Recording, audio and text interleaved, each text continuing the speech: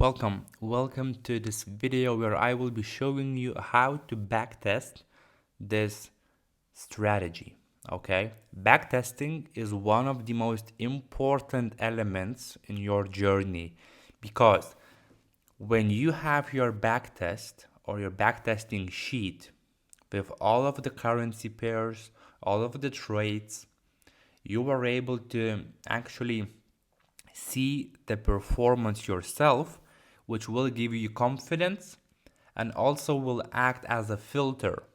Okay, because if you do the backtesting of this strategy on, let's say, 10 or 12 different currency pairs, yeah, you will have this filter where you will know exactly which currency pairs are providing good returns or which currency pairs are maybe not acting so well for this strategy. Yeah, because well, I can tell you right away, Euro USD, one of the most favorite, the biggest currency pair in forex market, is not actually performing well using my strategy.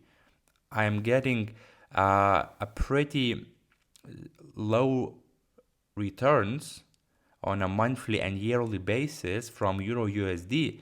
But for example, GBP AUD and Euro AUD is providing fantastic results. It's a fairly stable income and you are able to average approximately 6 to 7% monthly, which is great. Yeah? So basically, backtesting will provide you these results that you can actually evaluate yourself and then filter out the pair that you want to trade with. So eventually, after you finish your backtesting, you will be able to see and choose, for example, one, two, maybe three currency pairs that actually made the most money for you. So you know that the strategy works on these, and you will be able to remove certain pairs from your watch list because maybe those pairs are not providing a good enough returns. Yeah. So backtesting is crucial. You cannot skip backtesting part because well, I'm showing you my trades, my backtesting, etc. But maybe your results will be different. So you always have to do the backtesting yourself to see if you are getting similar results, and this will bring you confidence.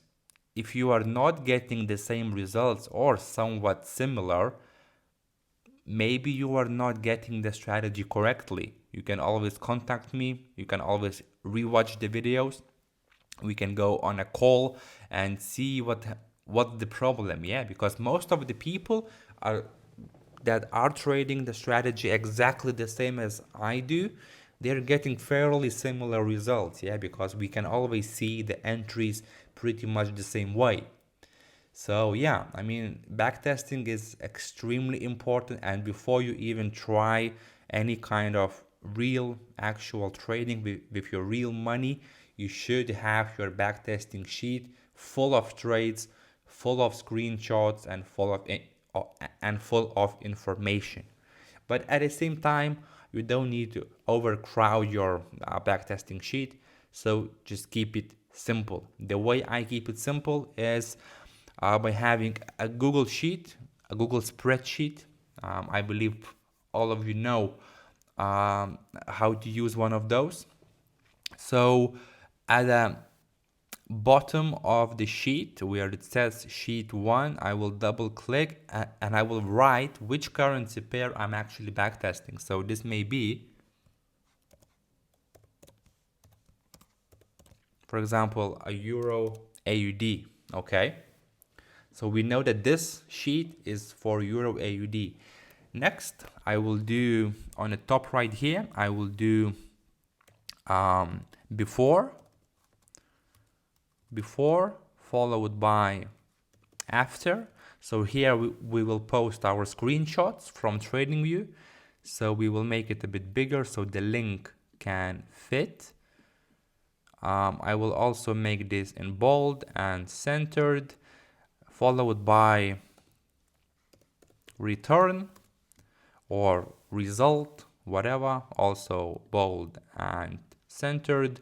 And in somewhere here I will do running total, where we will keep the percentage of our return. So also bold, and in here you write equal, you write sum, you open parentheses, and basically you choose a few of these, and then from C2 till C15 you make it to C1000, for example, close and enter, and that's it. Now on the return you click on C. If you do the same thing as me, you choose more formats and you select percent. So now when I write, for example, 4, I will see percent. That's it. If you wish to duplicate this to another pair, you go ahead, click on right click on here, click on duplicate. You will see another sheet the same as the previous one, and just you can change the name to, for example, Euro JPI, and you have another sheet for EJ. Now let's go to the trading view. Sorry that you cannot see the full screen, but basically I am now on AUD USD, so let me choose Euro AUD, for example. I am on a 15-minute chart, and basically what you should see just a bit above the symbol name is a replay button. It's a simple replay button. You don't see it right now because the screen cut is actually missing on this button, but it's just a nice simple replay button. Yeah, when you click on it you will see this these kind of blue line with scissors appear. So what you should do now, maybe before you click on replay, you can go to a daily time frame, scroll down to, let's say, the beginning of 2022. Now click on replay button and choose the end of the last year, which will be December 30. Good. When you click on it, it will cut the chart, and as you can see, you are now sitting at the 29th of December 2021. Now you can come back to the 15-minute chart, double click on a price, and now you see that you are sitting at the the end of the 2021. So what you should do now, you will see this menu that says jump to, so you can click on it and choose where to jump. Also you have the button to play, so when you click play, it will simply play the chart. That's the speed, but I'm not usually using play. And then you have this button that says forward, so this will go forward by one candle. As you can see, when you click it fast, it basically goes by one candle, and this will jump to real-time chart. Okay, so now what we want to do, let's play through these days and let's step into the 2022 January. Okay, so the Asian session, the London session, the US session is all playing out, and now we are sitting in the 2022 January 3rd, because that's I believe Monday. And now you will notice the same thing. Asian session began, so you can skip through the Asian session till the last candle, which is 9:30, 9:45. That's it. This is the last candle of the Asian session on the January 3rd, at least in my time zone. So you always check your time zone. And now we can do the actual backtesting, and you do the same thing as you would normally do when you're actually trading in real life. So session high, session low, You skip through the chart. Okay, we had a retest, we had a breakout, we had another rejection, but we're not above the EMAs. So you skip through the chart one by one. Okay, this is a nice candle, but it's way off the session low, so this is not a valid entry. So we wait for something to happen. We had a retest of the session high, a breakout now. Let's see what happens next. Nothing too interesting, to be honest. Okay, we just got a long position signal. Okay, we got a long signal. This is a break, this is a retest and continuation. I believe you know that already from all of those videos. So what you do next, you click on a long position, you add your stop loss, somewhere here maybe. You add your take profit 3 to 1 as always, 3 to 1. And now you click on a photo button at the top right corner. It says take a snapshot. It's a photo button next to the publish button. I will leave a screenshot, okay, of the replay and this snapshot buttons because you can't see them because of my screen cut. But when you click on it, it will show you this pop-up and you will see this copy link to the chart image. When you click on it, just wait a bit. When you see this, you come back to your Google Chrome spreadsheet and you paste it as a before. Then you come back to TradingView and you play the chart. Okay, that's a nasty candle followed by another fairly messy candles. The US session began. Let's see what's gonna happen. Let's play a bit quicker. Yeah, it's a fairly messy, but it's still solid and some profits. We saw a bit of reversal. Depending on your management, right here we achieved halfway point, so you were able to take this to break even and simply be out of this position with no loss or and no profit. But because we are backtesting, I recommend you to hold the position through and don't apply this rule. Okay, so let's see. We have to extend that. We are approaching the end of US session. We are now at 33, so we have one more hour. And basically this is the last candle of the US session, which means that we still have an open position, so we have to manually close it. So you can measure how much of in a profit you are right here, 1.24%. 1.24%. So you take another screenshot of after, come back, you place it here, and with a return 1.24%. As you can see, the running total also changes. You come back, you click on this bin and remove free drawings, and you play through the Asian session next. Boom. We are at almost the last, yep, this is the last candle. So once again, session high, session low, and we play through the London session.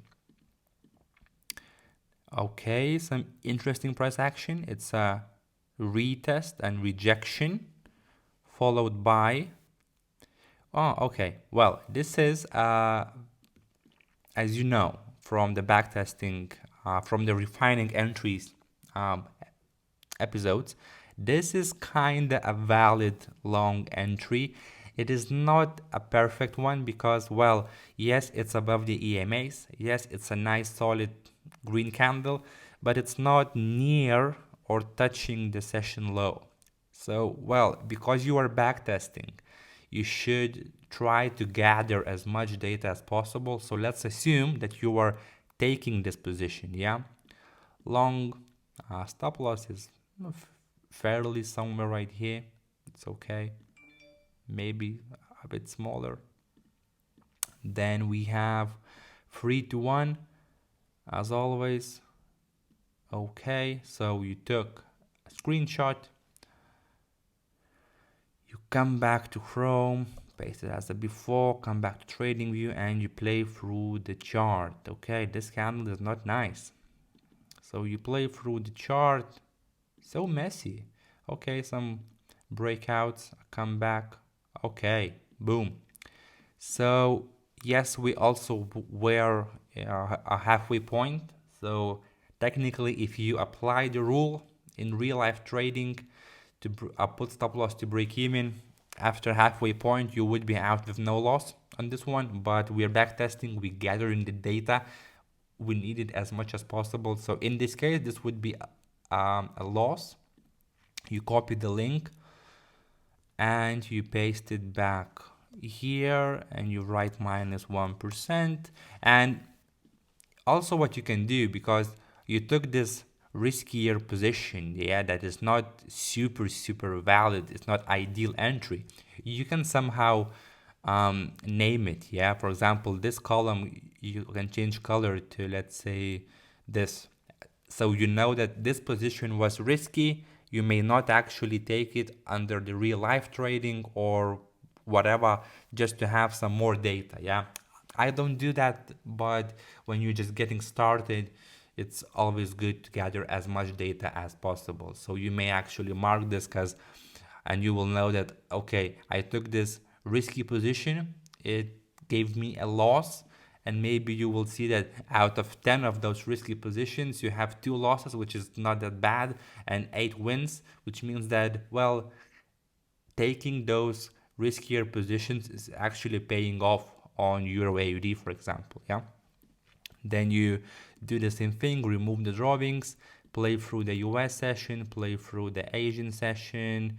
I stop at 9 or so. We are now at 9:30, so one more candle, that's the Asian session, and you do the same thing, session high, session low, and you play through the chart. Interesting. Once again, it is not an actual retest of the session high, even though it's very close to, and it's a valid short signal, but it's, well, because we just had a loss and the previous trade as well was not the best, we don't have an actual a profit on this pair on this month, on January. I would skip this one. I mean, if I would be up already like a few percent, I do have some margins to actually afford a losing position, then it's a good one. But, well, in this case, it's not the greatest. And as you can see, it's fairly messy one, but maybe eventually this would play out. Now, if we haven't taken this trade, we don't have an open position. This is the very first candle of the US session. That's it. We finished our hunting time. We removed the drawings. We skip for the next day. Because as you know, when you don't find a position within the first within that time period, oh my god, that's an active Asian session, a very active Asian session. If you don't have an open position within that period, from the London session opening till the very first US session candle, then you stop looking for trades. 9:45, good. So session high here, session low is right there. Let's see what happens. First candle, breakout, followed by nothing too much, nothing interesting, it's just sideways. Okay, rejection, a break, retest, and kind of rejection. So let's see if we get a continuation back above, or maybe a short signal. And we got I wouldn't say this is a valid short signal. These candlesticks is not, you couldn't say that this is a nice strong red candle. Yeah, it's a mid-size wicky candle, not the best. Followed by another retest, followed by nothing that interesting. This is as well, it's not above the EMAs. It's a spiky small little candle, no momentum. Same thing. Okay, this is a bit more interesting. Still not the greatest, but it's a possible short entry. Depending on your previous positions, you may took this. Let's zoom in a bit more to see. Yeah, I mean, the body is fairly nice. It's strong and bearish. This wick is pretty much um, half the size of the body. It's below the EMAs. It's below the session high after multiple failed breakouts and stuff and retest. So I mean, you could take this position. It's a riskier one, but for the purpose of backtesting, let's actually take it. But I would prefer to see stronger red candles. So just to make yourself safe on this one, we can make a bit of a higher stop loss maybe. 3 to 1. I don't have very good feelings about such position, but let's try. We're backtesting, and you backtesting, you should take as much as possible. So okay, I open up settings, I don't need that. So let's go through. Yeah, it doesn't look that good. It's very messy and choppy, and yep, let's see what would happen next. Yeah, it's super messy, as you can see. Yeah, so well, we had a loss. I wasn't expecting much from this either, but it's a good for backtesting. And you can also mark this yellowish because it was a bit of a, which one yellow that one? Okay, this one. It's also was a pretty risky position to take. So that's how you backtest all the time. You skip through the US session. If you don't have positions, you skip through the Asian session as well. You come to the next day, 9:15, 9:30, 45. That's the end of Asian session high, session low. So you do the same thing that you would do normally every single morning. Okay, this is a short signal. Break, retest, no continuation, rejection. It's a fairly good one. So you can take the short signal as well. And Euro AUD for the first few positions are not showing us beautiful signs, but well, it's not always magic, because the strategy in no means is a magical strategy. It's a good strategy, it's a good working strategy, but it's not magical. Sometimes you will get bad positions. Oh my god, what happened here? It's supposedly fundamental release. What's happened next? Yeah, it's just came back. Yeah, I mean, you can see how messy the chart is. Yeah, so it reminds me of that March of GBP AUD, where it was a fairly bad month. But still, as you can see, what's happening here?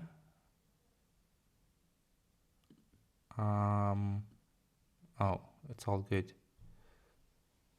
It's all good. So yeah, that's how we are backtesting. So I believe you understood the concept of backtesting, and you will be able to go ahead and backtest it yourself.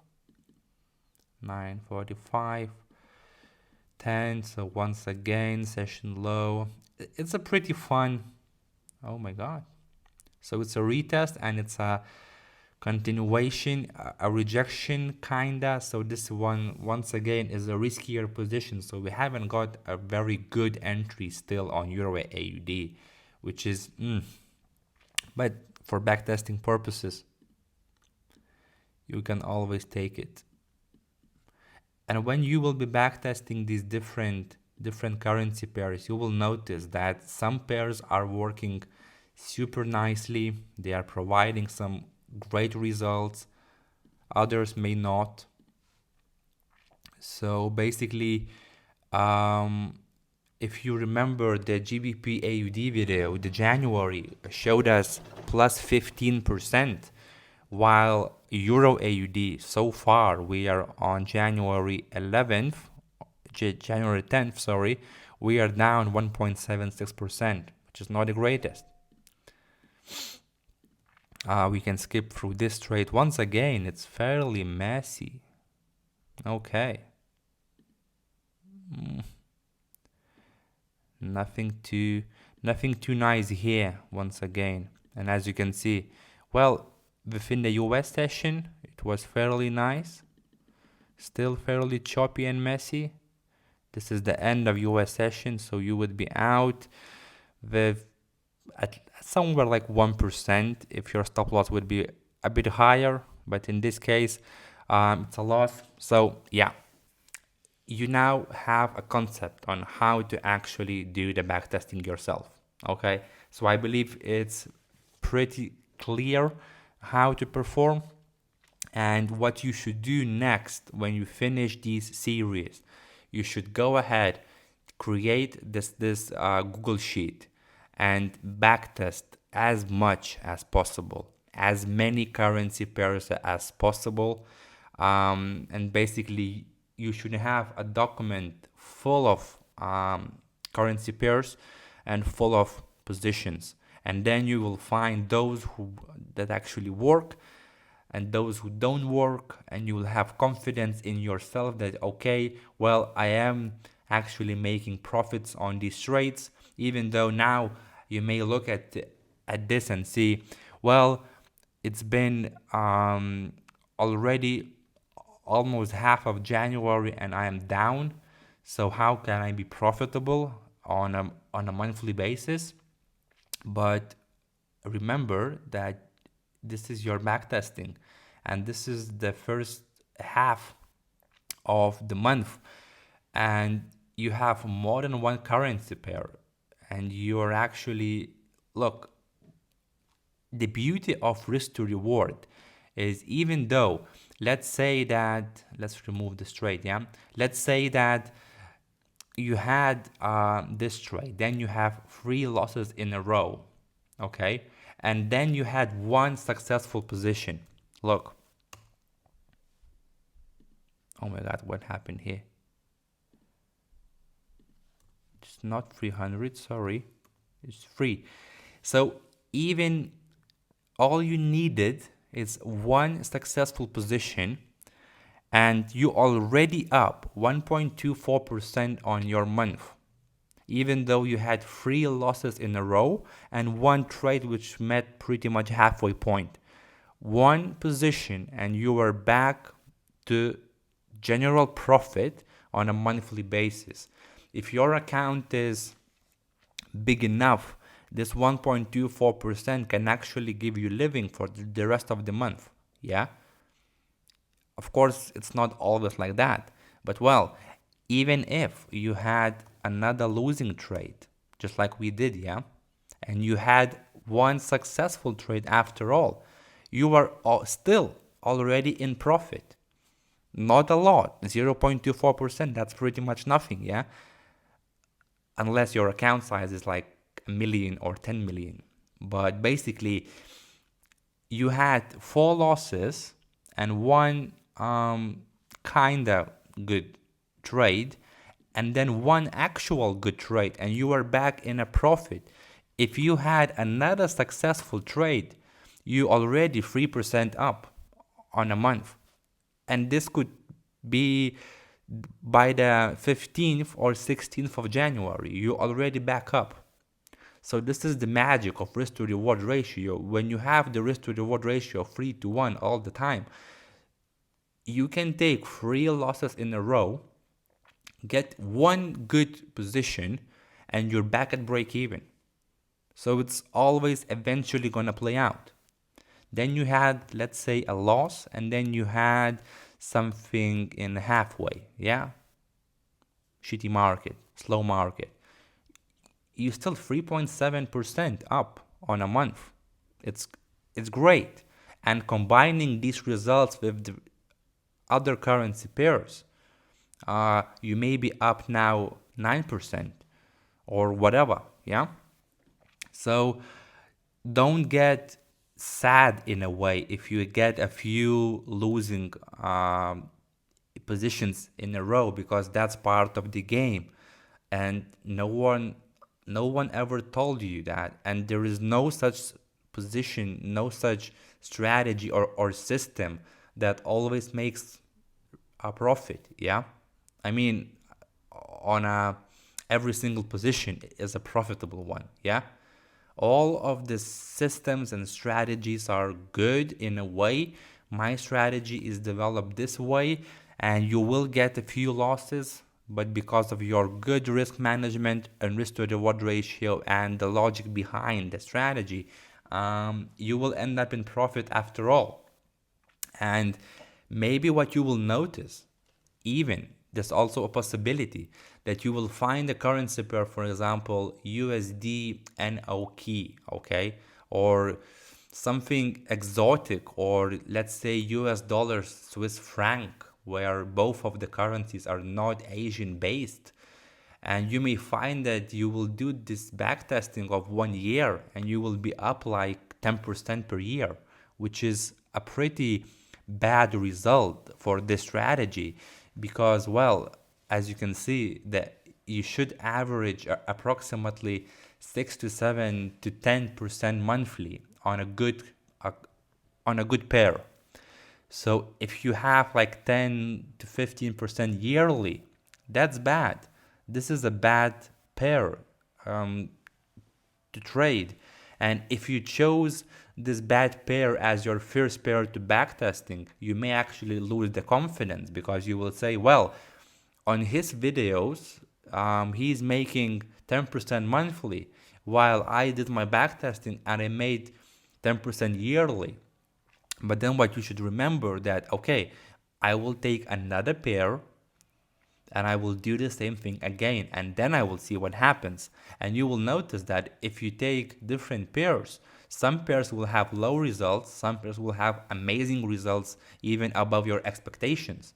I remember on a 2020, I believe Euro Aussie or GBP Aussie, can't remember exactly, made 140% or so per year of return. So you doubled your money in 1 year just trading one currency pair using this strategy. I will leave those backtesting results as well somewhere on the course. So guys, just remember that backtesting is crucial, it's key, it's actually the most important piece of document you can have on this strategy. Okay, so don't skip it, don't be lazy about it. Do as much as possible when you have some free time, 10-20 minutes, just do some backtesting and you will thank me later. Okay, I promise. So thank you for watching this video. Hopefully it's been beneficial and clear, and I will see you guys on the next one.